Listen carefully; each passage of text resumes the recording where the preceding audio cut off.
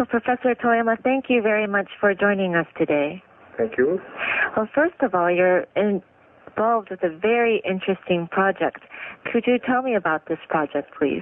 Well, in this program, students make a plan of what they observe with a rocket, design and build its instruments, and also make a part of rocket body by their own hands.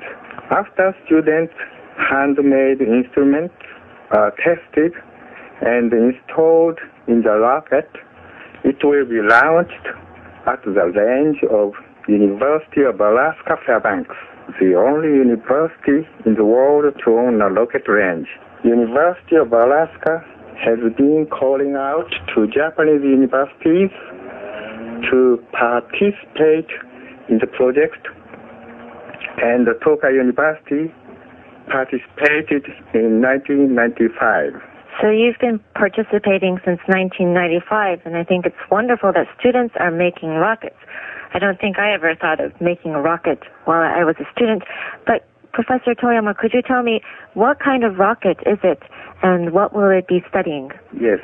The Alaska students team has already launched 2 rockets since 1992, and the next launching is scheduled for next January, which would be the first rocket for Tokai University team. This rocket is about 5 meters in length and 36 centimeters in diameter. It is able to ascend about 70 kilometers in altitude. And aims to measure the vehicle flight performance. At present, 3 collaborative rockets are planned to be launched at Alaska during the next 2 or 3 years. And the Alaska team has a plan to measure the atmospheric fluctuation in the stratosphere with the 3rd rocket. In the near future, each Alaska and Japanese student rocket may be able to launch at the range. I see. Well, if the rocket is only 5 meters in length, then I guess I can't ride in the rocket as well. But you mentioned many boarding instruments that will be on the rocket. Which instrument or what part of the rocket will Tokai University or the team be responsible for? Yes. In this project, Tokai students make 2 kinds of boarding instruments. One is a magnetometer for measuring the vehicle's motion during the flight. And the other is a separation mechanism for deploying the parachute. Tokai students have made a magnetometer for their first payload instrument and carried it to Alaska to install and test it on the rocket. This Tokai payload will launch on January next year. The next 3rd rocket is planned to measure the atmospheric fluctuation, and this observation is measured by using a parachute during the drop in the atmosphere. So it's required to separate the rocket into 2 parts and deploy the parachute. Tokai student proposal for the separation system was greatly appreciated, so our instrument will be carried on the next rocket.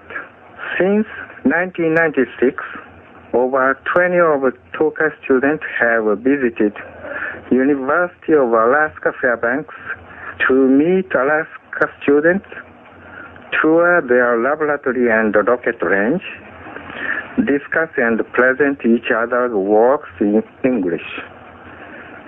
During this visit, they have got the most valuable experiences through the collaborative works, and it enhances their motivation and interest for studying. Students are in regular email contact with their Alaska colleagues, sending progress notes and designed pictures.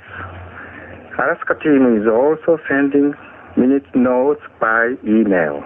Today we have with us 3 Tokai University students who are also part of the Tokai Student Rocket Project. And first of all, we have Yosuke Suzuki, Yes. who is a mainly part of the group. But Yosuke, could you tell me what is your responsibility in this project? Yes. I am the project manager for Tokai SRP. As a manager, I have many roles, but my main role is to collect each member's opinion and organize the project. And I am also the leader of the GPS working group. GPS is the positioning sensor, and GPS is used in the car navigation system. Yes. So you have many roles and lots of responsibility. The next student is Takahiro Suzuki, Yes. who is a master's student at Tokai University and also a member of this group. Yes. So, Takahiro, if you could tell me, how has it been or what has it been like to be part of this project? When I visited the University of Alaska, I became friends with many people, and it was a good experience. I realized that actual talking communication is very important. Up until my visit, I only had email contact, which is not enough. And also, I had an opportunity to touch actual objects and learn practical techniques. So it must have been a wonderful experience to go all the way to Alaska. And finally, the third student is Ms. Yasuko Tori. Yes. So Yasuko, you've been part of this project. Where do you hope that being a member of these experiences will lead you career-wise? Yes, I became interested in space after looking at a magazine in elementary school. Ever since then, my dream has been to design a rocket in Japan. Hopefully, through my experience here at school, this dream will come true and I will even be able to go to space someday too. Thank you very much and good luck. Thank you very much. Well, Mr. Toyama, I just had a chance to talk to some of your students, some of the members of the project, and they seemed so excited and told me many stories and things about the project. But through this experience with the project, do you think that they are more motivated or eager to work or study right now? Yes, right. All students are excitedly working every day, in spite of the lack of funds and with no curricular credits for the project. I think recent students have been eager to make things, and they have just discovered the interest of experiments or hands-on understanding, because they've been spending so much time in front of the computer screens. I think sure that this educational program makes students' eyes sparkle. Professor Toyama, if you could tell me from an educational perspective, what importance does this project have? This is an innovative space educational program for students which gives them the opportunity to make things and do experiments by their own hands, from designing the hardware to analyzing the data. And it's a practical training ground for future space engineers. I want to give students not only engineering knowledge, but also the interests of making by their own hands.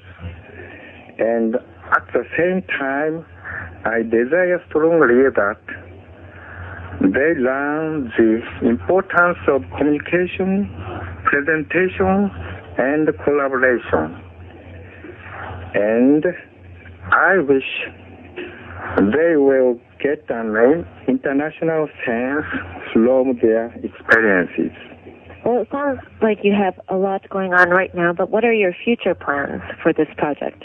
Recently, Toyama Prefecture University participated in the Student Rocket Project, and some other universities also wish to join us. We have established the Society of Alaska Rocket Experiment, aims to support the expansion of the rocket project among students or young engineers of universities or companies for their making payloads or boarding on the rockets.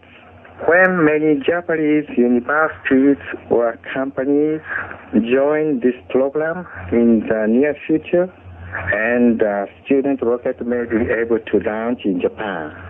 Well, I wish you much luck, Professor Toyama, and thank you very much. You are welcome.